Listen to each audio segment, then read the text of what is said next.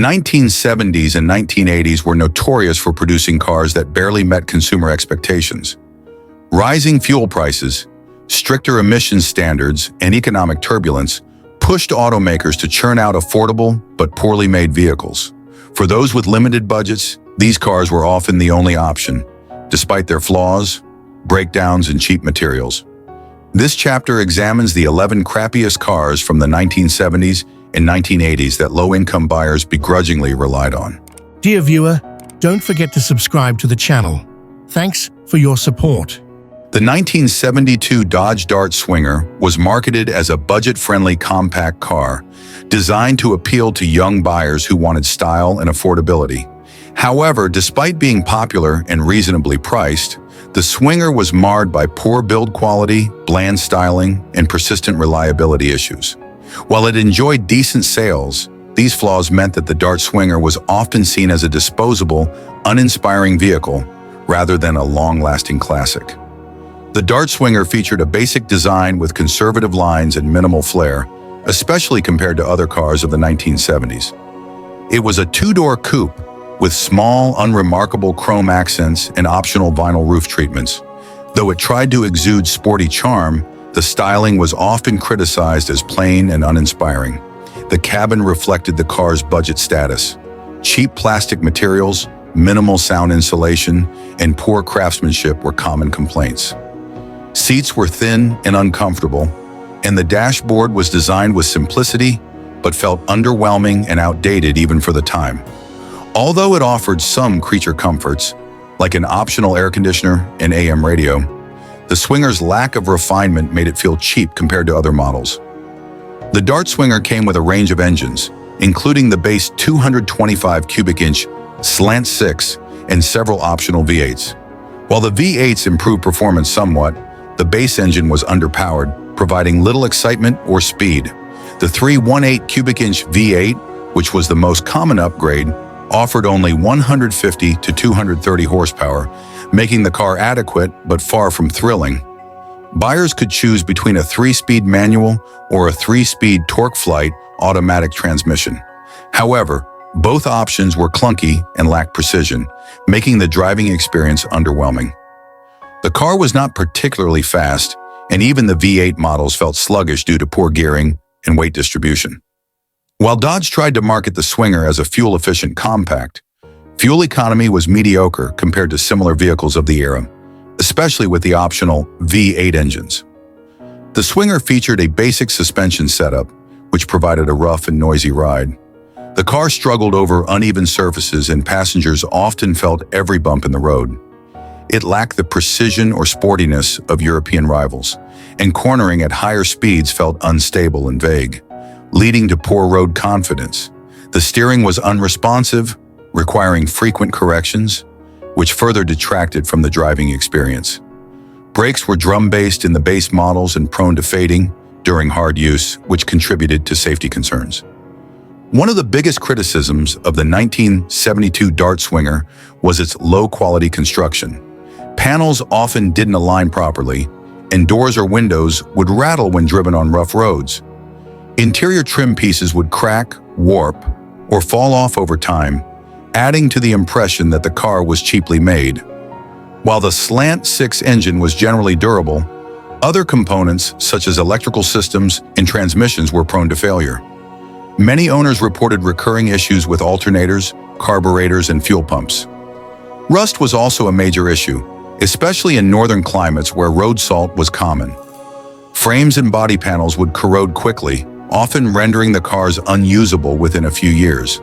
The Dart Swinger was reasonably popular due to its low price and availability, but it was often seen as an entry-level car that people would quickly replace once they could afford something better. Its budget-friendly nature meant that many Swingers were driven hard and poorly maintained, which contributed to their reputation for being disposable and not lasting long. The Dart Swinger faced stiff competition from other compact cars like the Ford Maverick and Chevrolet Nova. Though it sold well, many buyers preferred the alternatives because they were better built and more reliable. The 1972 Dart Swinger is remembered more for its affordability than its quality. It served as basic transportation for many Americans during the 1970s. but few saw it as a car worth preserving. Today, the Swinger is occasionally sought after by Mopar enthusiasts, but even among collectors, it is not as highly regarded as other Dodge models from the same era. The Swinger represents the compromises automakers made to produce inexpensive cars during the 1970s. It exemplifies how affordability often came at the cost of quality, contributing to the decline of consumer trust in American automakers during that period. The 1972 Dodge Dart Swinger was a bland and cheaply built compact car, known for quality issues and uninspiring performance. While it achieved popularity due to its affordability, it was not a car that left a lasting impression in terms of design or engineering. With rust problems, mechanical issues, and a forgettable driving experience, the Swinger has become a symbol of the compromises made by American automakers in the 1970s. Number 10. The 1977 Pontiac Sunbird was part of General Motors' effort to capture the growing demand for compact, fuel-efficient cars. However, despite Pontiac's attempt to market it as a sporty compact, the Sunbird fell short in almost every category. It suffered from weak engines, poor handling, and bland styling, making it a forgettable and uninspiring vehicle. Built on GM's H-body platform, it shared many of the same flaws as other small GM cars of the era, such as the Chevrolet Vega. Pontiac tried to inject sportiness into the Sunbird's design, with a long hood and short deck proportions intended to resemble a miniature muscle car. However, the plain body lines and uninspired grille design gave the car a dull and unremarkable appearance. The available coupe, hatchback, and wagon versions provided some variety, but the styling did little to stand out in a crowded market. Pontiac added minor touches, such as sport mirrors, pinstripes, and optional decals, but these felt like cheap gimmicks that didn't enhance the car's appeal. The interior of the Sunbird featured basic materials with thin plastic trim that felt cheap and wore out quickly. Seats lacked proper cushioning, making long drives uncomfortable, and the dashboard layout was cluttered with gauges that were difficult to read. Wind noise was a common complaint, and the lack of proper insulation added to the car's rough budget feel. The Sunbird's engine lineup was underwhelming, starting with a 2.3-liter inline-4 producing just 84 horsepower. This engine was borrowed from the Chevrolet Vega and was known for its oil burning and reliability issues. A 3.8-liter V6 became available as an option, providing marginally better performance. But even this engine struggled to give the Sunbird the sporty feel it promised. The engines were prone to overheating, oil consumption, and mechanical breakdowns, making maintenance an ongoing frustration for owners. Buyers could choose between a 3-speed manual, 4-speed manual, or a 3-speed automatic transmission. However, gear shifts were clunky, and the automatic transmission often hesitated, making the car feel even slower than it already was. The Sunbird's poor gearing also hurt fuel economy, a problem that stood out at a time when fuel efficiency was becoming a priority. The Sunbird featured a simple suspension setup with front coil springs and rear leaf springs. While this was adequate for basic driving, it lacked the precision and stability needed for a sporty driving experience. The car suffered from body roll in corners and felt unstable at higher speeds, which undermined Pontiac's effort to market it as a performance-oriented compact. The steering was imprecise and overly light, giving drivers little feedback or confidence. Brakes were unreliable and prone to fading, particularly during hard braking, which further detracted from the car's performance credentials. The Sunbird was plagued with engine failures, transmission issues, and electrical problems. Rust was a major concern, especially in northern climates, where the body panels and undercarriage would deteriorate rapidly. Many components, including the cooling system and ignition modules, were prone to frequent failure, frustrating owners and damaging the car's reputation. Poorly aligned body panels and cheap interior materials gave the Sunbird a reputation for low-quality construction. Owners reported rattling noises from the doors and dashboard, even when the car was relatively new. The Sunbird sold reasonably well in its early years due to aggressive marketing and low pricing, but consumer enthusiasm faded quickly as reliability issues became evident. Competitors like the Ford Pinto and Chevrolet Monza provided similar vehicles, but none of them stood out for quality or innovation. and the Sunbird became just another mediocre compact in a crowded market. The Sunbird's early promise as a sporty compact was never fully realized, and the car quickly became known for its poor reliability and uninspired design. While Pontiac would later have success with performance models like the Firebird, the Sunbird is remembered as a misstep in the brand's history. The Sunbird holds little value among classic car collectors, and even Pontiac enthusiasts tend to avoid it due to its many mechanical flaws and lack of historical significance. Restoration costs often outweigh the car's value, making it a rare sight today.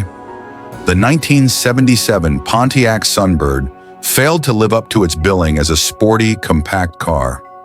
With weak engines, poor handling, and uninspiring styling, it offered little to excite buyers. Build quality issues and persistent mechanical failures only added to the Sunbird's reputation as a poorly executed vehicle. While it sold moderately well at first, the car's shortcomings became apparent quickly, leading to its decline in popularity. Today, the Sunbird is largely forgotten, remembered only as a minor player in the landscape of mediocre 1970s compact cars. Number 9.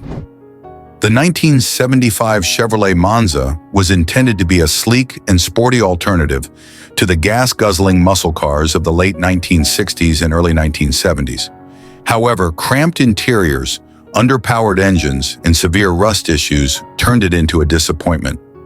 Chevrolet hoped that the Monza, which shared components with the Chevrolet Vega and was built on the GMH body platform, would capture the emerging demand for small, efficient cars. Instead, it inherited many of the Vega's issues and added some of its own. While it initially intrigued buyers with sporty looks, its flaws quickly became apparent, making the Monza yet another example of 1970s GM failures. The Monza was marketed as a sporty car with European-inspired lines, featuring a low-slung aerodynamic body and a Corvette-style sloped front nose. However, despite the effort to give it an exotic appearance, poor panel alignment and cheap trim materials ruined the effect. The coupe and hatchback versions aimed to provide versatility, but design compromises, such as poorly executed bumpers to meet federal crash standards, gave the car an awkward, clunky look. Inside, the cabin was cramped, particularly for rear passengers. The sloping roofline restricted headroom, and the narrow interior made it uncomfortable for more than 2 passengers. Build quality was poor, with cheap plastics and upholstery that wore out quickly. Rattles and squeaks were common, even when the car was brand new, and minimal sound insulation added to the sense of low quality. The base engine was a 2.3-liter inline-4 derived from the Chevrolet Vega, notorious for its tendency to overheat, burn oil, and suffer from cylinder head failures. This engine only produced about 78 horsepower, leaving the Monza sluggish. A 3.2-liter V6 and a 5.7-liter V8 were also available as options. However, the V8 was choked by emission controls, delivering lackluster performance and poor fuel economy. This made the Monza's sporty ambitions feel like false promises. The engines were also prone to mechanical failures, with the 4-cylinder being especially unreliable. The car came with either a 3-speed manual, 4-speed manual, or a 3-speed automatic transmission. None of these options performed particularly well. Manual shifts were clunky, and the automatic transmission struggled to downshift smoothly. While Chevrolet advertised the Monza as a sporty car, its soft suspension led to body roll in corners, making it feel unstable at higher speeds. The brakes were inconsistent, with the front disc rear drum setup prone to fade under hard braking. Although lightweight for its size, the Monza was still awkward to handle, especially with the heavier V8 engine, which threw off the car's balance. Like the Chevrolet Vega, the Monza suffered from severe rust problems, especially in the wheel arches, door sills, and undercarriage. Many cars developed visible rust within just a few years, making them costly to maintain. GM's cost-cutting measures also contributed to poor paint quality, leaving the Monza more vulnerable to corrosion. Owners face frequent issues with the cooling system, engines burning oil, and electrical gremlins. The build quality was so poor that many Monzas required constant repairs, and finding replacement parts was a challenge due to the car's short production span and GM's use of Vega-derived components. The Monza intrigued buyers initially due to its sporty design and the promise of better fuel efficiency during the 1970s oil crisis. However, buyers were quickly disappointed when the car's poor build quality and mechanical issues became apparent. Although it sold decently in the first couple of years, word of mouth about reliability problems spread, hurting future sales. Competing vehicles like the Ford Mustang II and Dodge Colt offered similar performance with fewer headaches. The Monza was overshadowed by more successful models from other brands and even within GM's lineup. The Chevrolet Camaro and Pontiac Firebird continued to carry the sporty car mantle, leaving the Monza to be largely forgotten by enthusiasts and collectors. While some Monza variants, like the Spider trim, attempted to improve performance with sportier styling and better equipment, they were still plagued by the same underlying mechanical issues. Today, the Monza is mostly remembered as a symbol of GM's struggles during the 1970s. Few collectors are interested in restoring these cars due to the cost of repairs exceeding their value, and their reputation for rust and reliability issues discourages enthusiasts from seeking them out. The 1975 Chevrolet Monza promised a lot with its sporty looks and compact size, but it failed to deliver on performance, reliability, and build quality. With cramped interiors, underpowered engines, and notorious rust problems, it became yet another disappointment in GM's troubled 1970s lineup. Despite initial interest, buyers were quickly disillusioned. The 1970 Ford Torino Cobra was introduced as part of Ford's muscle car lineup, marketed as a high-performance vehicle to compete with the likes of the Chevrolet Chevelle SS and Plymouth Roadrunner. While the car boasted impressive engine options, including the legendary 429 Cobra Jet V8, its poor handling dynamics and frustrating driving experience made it difficult to enjoy. The Cobra version was supposed to embody performance, but heavy steering, vague brakes, and excessive weight made it more of a handful than a thrill to drive. It was a car that looked the part of a muscle car, but lacked the precision and handling finesse needed to back it up. The 1970 Torino Cobra received a redesign with sleek, aggressive lines, featuring a long hood and short deck profile. It had functional hood scoops, optional racing stripes, and Cobra emblems to emphasize its performance intent. The design, though visually impressive, was bulky and heavy, which became a liability in terms of performance and handling. Despite looking like a capable muscle car, the overall weight and dimensions gave the Torino Cobra more of a cruiser feel than a nimble performance vehicle. The interior of the Torino Cobra was simple and bare bones, reflecting its performance focus. However, cheap materials and minimal comfort made it less appealing for everyday use. The cabin had limited headroom and legroom for rear passengers, and the seats offered little support, which added to driver fatigue on long drives or aggressive cornering. 429 Super Cobra Jet V8, rated at 375 horsepower for those opting for even more performance. While the engines provided straight-line speed, they were notorious for being heavy and unwieldy, which worsened the car's handling. The Super Cobra Jet package also added a drag pack option, focusing on quarter-mile performance rather than cornering ability. The Torino Cobra came with either a 4-speed manual transmission or a 3-speed automatic, but shifting gears was clunky. The 4-speed manual was not as refined as those found in competitors, and it often felt like a chore to operate during spirited driving. One of the biggest weaknesses of the Torino Cobra was its handling. The steering was heavy and lacked precision, making it difficult to enjoy on twisty roads. The car's massive size and weight caused significant body roll during cornering, and it never felt agile or responsive. The suspension, while adequate for straight-line driving, was too soft for aggressive cornering, and the car felt disconnected from the road. Understeer was common, leaving drivers frustrated when trying to push the car to its limits. The Torino Cobra came with disc brakes up front and drum brakes in the rear, which provided inconsistent braking performance. The brakes had a tendency to fade quickly under hard use, which made the car feel unsafe at high speeds. The Torino Cobra's performance-oriented engines were high maintenance and prone to problems, especially when owners pushed them hard. Issues with overheating and fuel delivery problems were not uncommon. Like many cars of the era, The Torino Cobra suffered from poor build quality and rust issues, particularly around the undercarriage and wheel wells. With its large V8 engines, the Torino Cobra was a gas guzzler, averaging around 8 to 12 miles per gallon, making it impractical for daily driving, especially during the 1970s fuel crises. The Torino Cobra initially attracted enthusiasts with its aggressive styling and big engine options. However, word soon spread about the car's lackluster handling and driving difficulties, which dampened enthusiasm. As insurance premiums for muscle cars increased and fuel prices rose, interest in gas-hungry muscle cars like the Torino Cobra declined rapidly. The 1970 Torino Cobra never achieved the legendary status of cars like the Chevelle SS or Dodge Charger RT. While it had the power to compete in drag races, its poor handling and unrefined driving experience left it overshadowed by better-engineered rivals. Today, the Torino Cobra is less desirable than many other muscle cars from the era.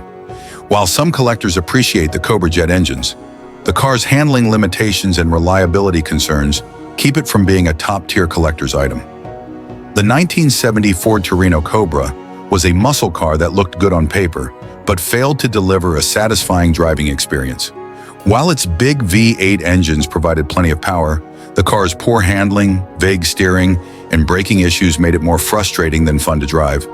In the end, the Torino Cobra was overshadowed by more well-rounded muscle cars, and it remains a cautionary tale of what happens when power isn't matched with precision. Its poor market reception and high ownership costs ultimately sealed its fate as a forgotten disappointment in Ford's muscle car history. Number 7. The 1978 Oldsmobile Cutless Salon was meant to be a sleek, more upscale version of the Cutless lineup. However, it failed to meet expectations due to excessive weight, sluggish performance, and a slew of mechanical issues that tarnished its reputation. This model came at a time when fuel economy regulations and the Malaise-era's design compromises were starting to affect the entire industry. Instead of the sporty and luxurious experience it was marketed as, the Cutless Salon ended up being underwhelming in both performance and reliability, ultimately becoming an example of GM's struggle during the late 1970s. The Cutless Salon featured angular, boxy styling that was common during the period. It shared the basic design cues with other Cutless models, but was intended to be a more luxurious, European-inspired version. Despite being pitched as sleek, the design came off as bland and uninspiring, especially compared to the earlier Cutless models, which were known for their flowing lines and style. The fastback rear window was an odd design choice that limited rear visibility, frustrating drivers. The interior was intended to be upscale, with plush seating and faux wood trim, but cheap materials quickly wore down, and fit and finish issues were common. Some features like power windows and air conditioning were available but often came with frequent electrical problems. 0.38-liter V6 110 horsepower. On paper, these engines looked adequate, but in practice the engines were sluggish due to the car's excessive weight. The heavy body coupled with the underpowered V6 and V8 engines resulted in poor acceleration and uninspiring driving dynamics. The car came with either a 3-speed automatic or a 4-speed manual, but both transmissions were clunky and unreliable. The automatic in particular was prone to early failures, leaving many owners stranded or frustrated with costly repairs. Despite the promise of a more refined driving experience, the Cutless Salon felt heavy and unwieldy. Body roll was excessive, and the suspension, designed for comfort rather than precision, made the car feel disconnected from the road. The steering was vague and unresponsive, making cornering a challenge. The car's weight distribution further contributed to its poor handling, making it difficult to maneuver in tight spaces or at higher speeds. The brakes were underpowered for the car's size, leading to long stopping distances. Brake fade was a common complaint, especially under repeated use or when the car was fully loaded. Owners reported frequent problems with the transmission, carburetors, and fuel pumps, requiring constant maintenance. The V6 engines were particularly unreliable, with issues such as stalling, rough idling, and poor fuel delivery. Electrical problems were also prevalent, with malfunctioning power accessories, faulty dashboard gauges, and short circuits in the wiring harness. The Cutless Salon was notorious for rust, especially around the fenders, doors, and wheel wells. This not only detracted from its appearance, but also affected the car's resale value and long-term durability. With the combination of heavyweight and outdated engine technology, the Cutless Salon was a gas guzzler, averaging around 12 to 15 miles per gallon in real-world driving conditions. This made it an impractical choice at a time when fuel efficiency was becoming increasingly important due to rising gas prices. The Cutless nameplate was one of Oldsmobile's best sellers in the 1970s, but by 1978, the Salon variant failed to live up to expectations. Sales were disappointing, with many customers opting for either the base Cutless or other mid-size competitors like the Chevrolet Malibu or Ford Granada. GM's attempt to position the Salon as a more luxurious, performance-oriented model fell flat, as buyers were turned off by poor reliability and high ownership costs. While the Cutless Supreme remains a fondly remembered car from the 1970s, the Salon variant is largely forgotten due to its mediocre performance and build quality issues. It has not gained significant collector interest, even as other Cutless models enjoy popularity among enthusiasts. The 1978 Cutless Salon exemplifies the problems GM faced during the malaise era. Overly complicated, poorly executed cars that prioritize looks over substance, the Salon's failure highlighted GM's struggle to balance luxury, performance, and efficiency, leading to the decline of the Oldsmobile brand in later years. The 1978 Oldsmobile Cutless Salon was a disappointing attempt at a premium, mid-size car. While it looked the part, it was plagued by heavy weight, mechanical issues, poor handling, and reliability problems. It failed to provide either the luxury or performance that GM promised, leaving buyers frustrated. In hindsight, it serves as a prime example of the compromises and missteps that defined many American cars of the late 1970s, ultimately contributing to the decline of brands like Oldsmobile. The 1976 Chevrolet Laguna was intended to be a sporty, performance-oriented muscle car, but it ended up being an example of how poorly the muscle car formula translated to the mid-1970s malaise era. By this time, tightening emissions regulations, safety mandates, and rising fuel costs had significantly hampered the muscle car segment. Instead of being a true performance vehicle, the Laguna became an overweight, clumsy, and underpowered car that couldn't match the excitement of earlier muscle cars. The result was a soft-sprung, awkward car that failed to impress drivers looking for the classic muscle experience. The 1976 Laguna was part of Chevrolet's Colonnade series and featured an oversized aerodynamic front end intended to give it a unique look. Unfortunately, the large rubber bumper, required to meet federal impact standards, made the front end look clunky and unattractive. The Laguna also had rectangular quad headlights, wide fender flares, and a massive body that gave it a heavy, bloated appearance. While Chevy tried to brand it as sleek and sporty, the design felt awkward and outdated, especially compared to smaller, more modern cars from competitors. Inside, the Laguna offered a plush interior with optional vinyl and velour seating. However, the fit and finish were typical of GM in the 1970s, with cheap materials prone to wear. It was marketed as a sporty car, but its bench seats and soft suspension made it feel more like a family sedan than a true muscle car. While a big block 454 V8 was available, even this engine felt anemic compared to the muscle car glory days of the late 1960s. The reduced horsepower and torque couldn't keep up with the car's excessive weight, making acceleration sluggish. A 3-speed automatic was the most common transmission, with a 4-speed manual available on some models. Both options were clunky and outdated, further diminishing the car's driving appeal. Chevrolet gave the Laguna a soft suspension to improve ride comfort, but this made the car feel floaty and disconnected from the road. Body roll was significant, and the car struggled in corners, feeling more like a large family sedan than a performance car. The steering was vague, and the car's large size made it difficult to maneuver. The result was a driving experience that felt heavy and awkward, disappointing drivers who expected a more agile, responsive muscle car. The Laguna's drum brakes, with optional front discs, were underpowered for such a large vehicle. Brake fade was common under repeated use, and stopping distances were long, adding to the overall sense of clumsiness. The Laguna was plagued with engine reliability issues, especially with the 400 cubic inch V8, which was prone to overheating and oil leaks. The 454 big block also suffered from valve and carburetor problems, requiring frequent tuning. The automatic transmissions were notorious for early failures, forcing many owners to deal with expensive repairs. Like many GM cars of the 1970s, the Laguna was vulnerable to rust, especially in the fender wells, doors, and floor pans. Poor quality steel and insufficient rust proofing contributed to this problem, further diminishing the car's long-term durability. The Laguna's heavy body and large V8 engines resulted in terrible fuel economy, averaging around 10 to 12 miles per gallon. At a time when fuel prices were rising, this made the car an impractical choice for many buyers. The Laguna was marketed as Chevrolet's NASCAR-inspired performance car, but poor performance, clunky handling, and outdated styling failed to attract buyers. Sales declined steadily, and 1976 marked the final year for the Laguna nameplate.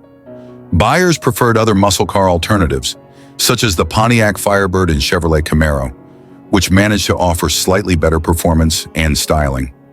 The Laguna has not achieved the same collector appeal as other muscle cars from the 1970s, largely because it lacked the excitement and performance that enthusiasts look for. It remains an example of how the malaise era drained much of the fun out of muscle cars, leaving behind awkward, heavy, and underpowered vehicles. In retrospect, the Laguna symbolizes the struggles GM faced in the 1970s, as it tried to balance regulations, fuel economy, and performance, and often failed. The 1976 Chevrolet Laguna was a disappointing attempt at a muscle car, hobbled by its excessive weight, soft suspension, and clunky handling. While it offered some cosmetic appeal with its NASCAR-inspired styling, it couldn't live up to the performance expectations set by earlier muscle cars. Mechanical problems, poor fuel economy, and awkward driving dynamics further sealed its fate, making it one of Chevrolet's less memorable efforts from the 1970s. Today, the Laguna is largely forgotten, overshadowed by more successful models from both Chevy and its competitors. Number 5. The Plymouth Arrow was Chrysler's rebadged version of the Mitsubishi Lancer Celeste, marketed as a small, sporty compact to compete with fuel-efficient imports during the energy crisis era. Though the Arrow seemed promising on paper, offering a range of engine choices and hatchback versatility, its weak performance, cheap build quality, and mechanical issues made it underwhelming. While it aimed to attract buyers looking for an affordable and stylish compact, it ultimately fell short, overshadowed by more capable and reliable rivals such as the Toyota Corolla and Honda Civic. The Arrow featured a sleek fastback profile with subtle body creases and available striping to give it a sporty vibe. However, its styling was uninspiring, and by 1979, it already looked outdated compared to newer designs from Japanese imports. It came as a 3-door hatchback or coupe, which was intended to offer practicality, but the cramped interior space negated some of that appeal. Inside, the Arrow's cabin was Spartan and poorly assembled, featuring cheap plastic trim and vinyl upholstery that wore out quickly. The lack of advanced features and refinement made it feel far less appealing than its competitors. Its dashboard was cluttered with hard-to-read gauges, and the overall ergonomics were subpar. Road noise was also an issue, making the driving experience feel cheap and unpleasant. While the 2.6-liter engine was marketed as a high-performance option, it still struggled to offer adequate power, especially with the car's weight. The Arrow was slow off the line, with poor acceleration and sluggish handling, leaving drivers disappointed. A 4-speed manual transmission was standard, with a 5-speed manual and 3-speed automatic available. The manual transmission was clunky and imprecise, making it frustrating to shift. Automatic models were even slower, as the transmission sapped what little power the engines produced. The Arrow had a soft suspension that provided a somewhat comfortable ride, but resulted in poor cornering ability. The car experienced significant body roll, and the steering was vague, making it feel disconnected from the road. Braking performance was subpar, with small drum brakes in the rear and front discs prone to brake fade. Combined with narrow tires, the Arrow didn't inspire confidence in emergency situations. Although the Arrow shared parts with Mitsubishi, it wasn't known for reliability. The engines, particularly the 2.6-liter G54B, were prone to oil leaks, overheating, and valve issues. The manual transmission was known for premature failure. The owners often reported issues with clutch wear. Rust was a major issue for the Arrow, particularly in the fender wells, door sills, and floor pans. Chrysler's poor rust-proofing practices meant that many Arrows began deteriorating after just a few years on the road. While the Arrow was intended to be fuel-efficient, real-world mileage was disappointing due to its outdated engines and inefficient automatic transmission. In a market where economy cars were judged by their fuel consumption, this was a significant drawback.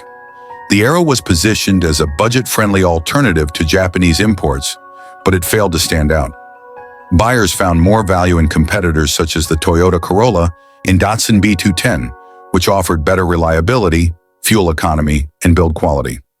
By 1979, the Arrow was already showing its age, and Plymouth struggled to convince buyers to choose it over other small cars that were better built and more enjoyable to drive. The Plymouth Arrow has largely been forgotten in automotive history. While it wasn't as notorious as some of Chrysler's other failures, it remains a reminder of how poorly American automakers adapted to the compact car market in the 1970s. Collectors have little interest in the Arrow today, as it lacks the charm or performance that might have given it nostalgic appeal. The 1979 Plymouth Arrow was a half-hearted attempt at a sporty compact, hampered by poor build quality, weak performance, and mechanical issues. Although it tried to offer an affordable, practical option during the energy crisis, it couldn't compete with better-built and more reliable imports. The Arrow is a forgotten relic of Chrysler's struggles during the 1970s, overshadowed by both its Japanese competition and other domestic models that performed better. The Ford Bronco II, introduced in 1984, was a compact SUV meant to appeal to consumers looking for a smaller, more fuel-efficient alternative to the full-size Bronco. Built on the same platform as the Ford Ranger pickup, the Bronco II was designed for light off-road use and city driving. However, it quickly developed a reputation for poor build quality and dangerous rollover risks, which haunted the vehicle throughout its production life. While it filled a niche in the growing SUV market, its design flaws, safety concerns, and mechanical issues tarnished its reputation and limited its long-term success. The Bronco II had a boxy, upright design, mimicking the style of larger off-road SUVs, but with more compact proportions. While its small size made it maneuverable in urban environments, it also contributed to its top-heavy and unstable driving characteristics. Available in two-door configurations, the Bronco II offered both a hardtop and removable rear cap, aiming to combine utility with fun. Inside, the Bronco II featured a simple, functional cabin, but poor material quality was a common complaint. Plastic components wore out quickly, and cheap upholstery deteriorated within a few years.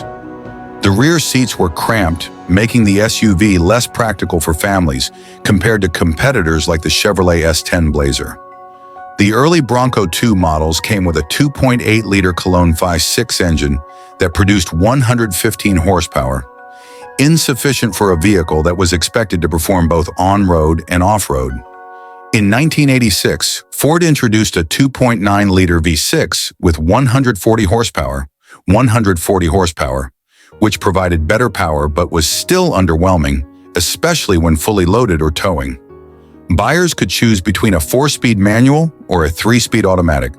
The manual transmission was clunky and prone to problems, while the automatic transmission had a reputation for slipping gears and early failure. One of the biggest issues with the Bronco II was its high center of gravity, which made it prone to rollovers during sharp turns or sudden maneuvers. This instability was compounded by narrow axles and soft suspension, making it one of the most dangerous vehicles in its class.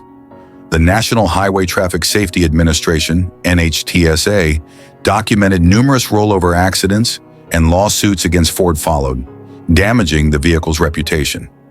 In fact, the rollover issue was so severe that Consumer Reports advised consumers to avoid the vehicle altogether. On-road, the Bronco II was unrefined and bumpy, and the steering was vague, requiring constant corrections. Off-road, the vehicle was decently capable, but lacked the power to tackle more serious terrains, limiting its appeal to enthusiasts. Early Bronco 2s were plagued with engine failures, especially related to the valves and cylinder heads in the 2.9-liter V6, which were prone to cracking and leaking coolant. Transmission failures were also common, and many owners experienced problems with the differentials and transfer cases, reducing the SUV's utility for off-road use. Like many vehicles from this era, the Bronco 2 was prone to rust, especially around the wheel wells, rocker panels, and tailgate. Ford's quality control was inconsistent, leading to reports of poor fit and finish, including misaligned doors and panels that rattled after minimal use. One of the reasons for offering the Bronco 2 was to provide a more fuel-efficient alternative to larger SUVs. However, the vehicle's heavy body and underpowered engines led to mediocre fuel economy, with real-world averages of 15 to 20 miles per gallon, which wasn't impressive for its size. While the Bronco 2 initially attracted attention due to its compact size and versatility, its safety concerns and reliability issues soon led to declining sales. Many customers were drawn to alternatives like the Chevrolet S10 Blazer, which offered better reliability and more practical design. Ford faced multiple lawsuits due to rollover accidents, and the Bronco 2 became a symbol of poor automotive safety in the 1980s. Although Ford made some improvements over the years, the damage to its reputation was irreparable. The Bronco 2 is often remembered as one of Ford's biggest design missteps, and it contributed to growing concerns over SUV safety in the 1990s. Its issues were part of the reason Ford opted for a complete redesign when introducing the Ford Explorer in 1991, which replaced the Bronco 2. Due to its safety record and mechanical problems, the Bronco 2 has little value among collectors today. While some enthusiasts appreciate it for its quirky design and off-road capability, most avoid it because of its notoriously bad reputation. The 1984 Ford Bronco 2 was a compact SUV that missed the mark due to rollover risks, mechanical issues, and poor build quality. While it tried to offer a more fuel-efficient and versatile option during the rise of the SUV market, its unstable handling and frequent breakdowns made it a disappointing and dangerous choice for consumers. Today, the 1979 Dodge Magnum was introduced as a personal luxury coupe meant to compete with vehicles like the Chevrolet Monte Carlo and Ford Thunderbird. As part of Chrysler's lineup during the late 1970s, the Magnum aimed to blend luxury, performance, and style. Unfortunately, the car's heavy body, poor fuel efficiency, and sluggish performance limited its appeal. The Magnum's timing couldn't have been worse, as it launched during an era of increasing emissions regulations and rising fuel prices. As a result, it quickly fell out of favor, becoming one of Dodge's most underwhelming attempts in the personal coupe segment. The Magnum featured a long, sweeping body with a sloping roofline typical of personal luxury coupes of the era. Its pop-up headlights were a distinctive touch, but they were problematic, often prone to malfunction. Despite its intentions to look sleek, the overall design was bloated and uninspired, with bulky proportions that contributed to its clumsy handling. Available only as a two-door coupe, the Magnum lacked versatility, limiting its market appeal. The interior emphasized luxury, but Dodge's use of cheap materials undermined the effect. Hard plastics, vinyl upholstery, and fake wood trim gave the cabin a low-quality feel, especially when compared to rivals from General Motors and Ford. The cabin was roomy, but the ergonomics were poor, with controls awkwardly placed, and the seats were unsupportive, reducing comfort on long drives. 318 cubic inches, 5.2 liters, V8. Underpowered for a car of its size with poor acceleration. 360 cubic inch V8, a marginal improvement, but still failed to deliver a performance edge. 400 cubic inch, 6.6 liters, V8. The largest engine, but choked by emissions controls, it produced lackluster power, offering little excitement. Buyers could choose between a 3-speed automatic or a 4-speed manual, though the manual option was rare. The automatic transmission was sluggish, contributing to the car's reputation for poor acceleration. Weighing nearly 4,000 pounds, the Magnum was too heavy for its available engines to handle effectively. As a result, it was slow off the line and struggled with passing power.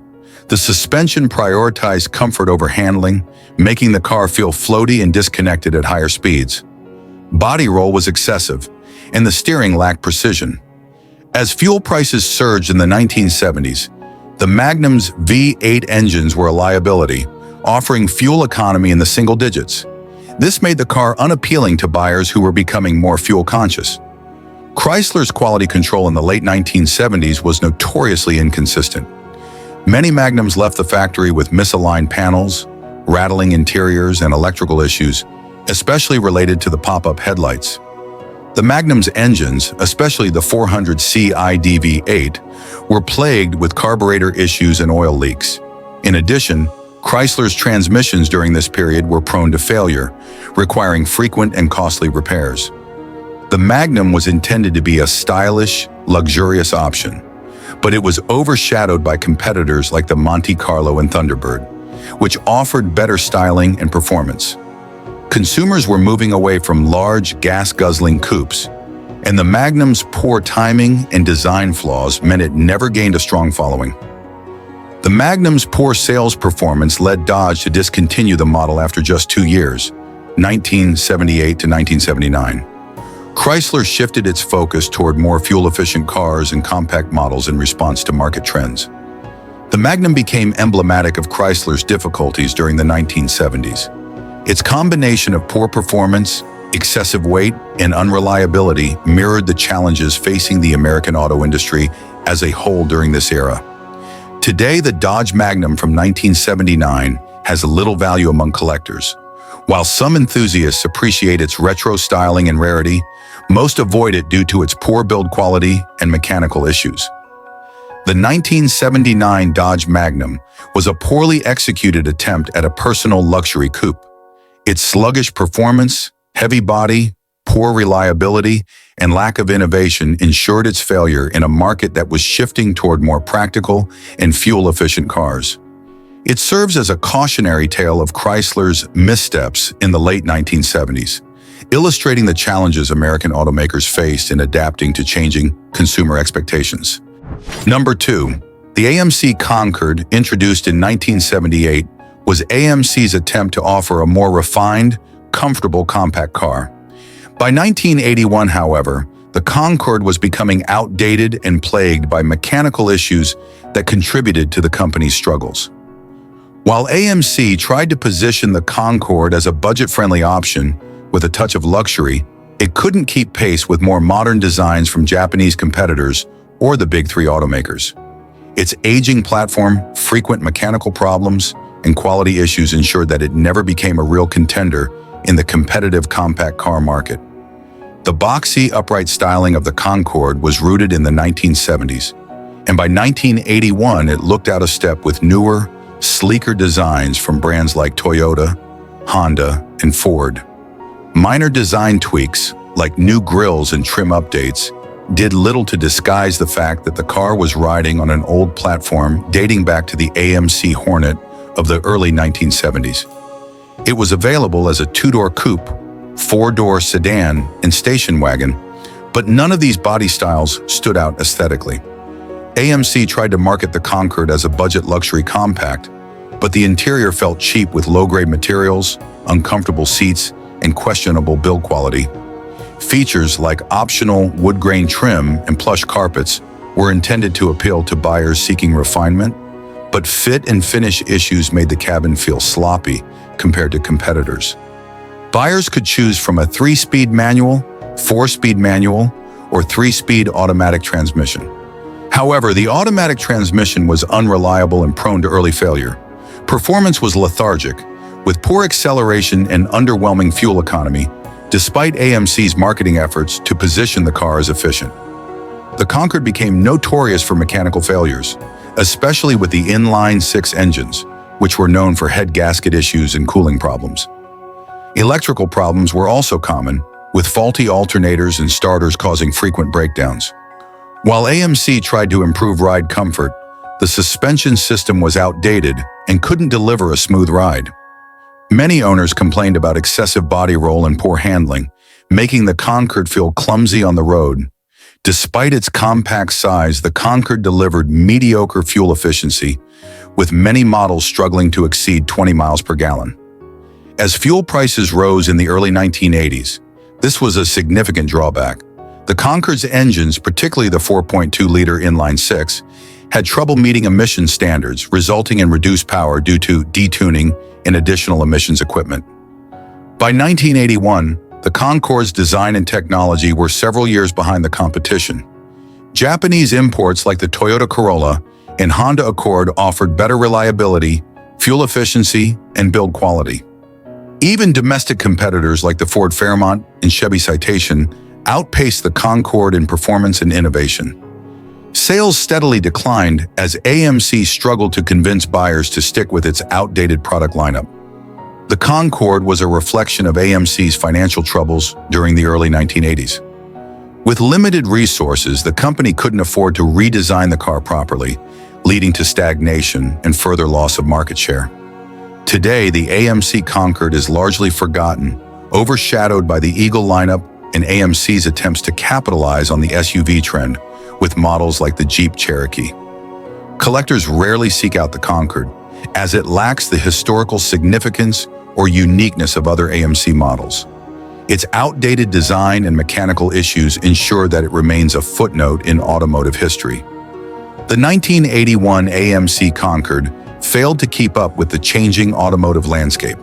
Its outdated design, mechanical failures, and poor fuel economy made it unappealing to buyers in a market that was moving toward more reliable, efficient, and modern compact cars.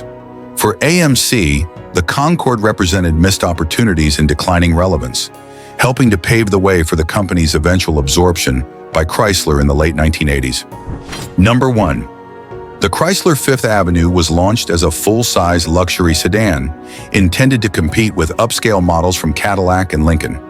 While it was marketed as a vehicle of luxury, by 1983, it had become synonymous with mechanical faults, poor reliability, and an uninspiring driving experience. The Fifth Avenue struggled to maintain the image of sophistication and elegance that Chrysler aimed to project, ultimately tarnishing its reputation among luxury car buyers. The Fifth Avenue sported the classic full-size sedan look, with a boxy silhouette and large dimensions. However, its styling was seen as dated compared to more contemporary luxury cars, leading to an old-fashioned appearance that failed to impress younger buyers. A prominent grille, oversized headlights, and lots of chrome accents tried to convey luxury, but critics often described it as gaudy and excessive. Inside, the Fifth Avenue was equipped with plush seating and a variety of upscale features, including leather upholstery, power windows, and an optional premium sound system. However, the interior materials often felt cheap and prone to wear. The dashboard design was criticized for its lack of sophistication and modernity, feeling more like an outdated rental car than a luxury vehicle. The Fifth Avenue offered a few engine choices, primarily a 5.2-liter V8 and a 5.9-liter 360 cubic inch V8. While these engines provided sufficient power, they were often criticized for being thirsty and lacking refinement. The focus on engine size meant that fuel efficiency was a significant drawback, especially during an era of rising fuel prices and growing environmental awareness. Equipped with a 3-speed automatic transmission, the Fifth Avenue's driving experience was marked by sluggish acceleration and a lack of responsiveness. The transmission could be unrefined, often leading to jerky shifts that detracted from the overall experience. Owners reported a range of mechanical issues, including problems with the transmission, electrical system, and suspension components. These issues often left drivers stranded or forced them to visit mechanics frequently. Notably, the fuel delivery system was prone to faults, leading to poor engine performance and rough idling. Many Fifth Avenues suffered from poor build quality, with frequent complaints about rattling and squeaks inside the cabin. Components like window regulators and door locks often failed prematurely, adding to the frustration of ownership. The Fifth Avenue was notorious for its poor fuel economy, averaging around 12 to 15 miles per gallon in the city and barely reaching 20 miles per gallon on the highway. As fuel prices continued to rise, this became a significant deterrent for potential buyers. Additionally, the car struggled to meet the emission standards of the time, leading to excessive exhaust emissions and contributing to its negative image among environmentally conscious consumers. While the Fifth Avenue had a loyal following among older buyers who appreciated its size and traditional luxury feel, it struggled to attract a younger demographic. Many potential buyers were turned off by its outdated design and reports of reliability issues. Sales fluctuated, and while the Fifth Avenue enjoyed initial success, its reputation for quality began to erode, leading to a decline in market share against competitors like the Cadillac DeVille and Lincoln Town Car. As reports of mechanical issues circulated, the Fifth Avenue's image took a hit. The perception that it was a luxury car that was anything but reliable began to stick, making it less desirable in a competitive market. Today, the Chrysler Fifth Avenue is often viewed as a cautionary tale of how a brand can misjudge consumer expectations. It represented an era when automakers focused on luxury branding without delivering the reliability and performance expected of a premium vehicle. Although some enthusiasts appreciate the Fifth Avenue for its vintage charm, the mechanical faults and outdated design mean it remains a less sought-after classic compared to more successful contemporaries. The 1983 Chrysler Fifth Avenue exemplified the pitfalls of trying to market a vehicle as luxury without ensuring quality and reliability. Its mechanical faults, outdated styling, and poor fuel economy contributed to a tarnished reputation that haunted Chrysler in the years to come. While it aimed to offer comfort and prestige, it ultimately fell short, serving as a reminder of the importance of aligning product promises with real-world performance.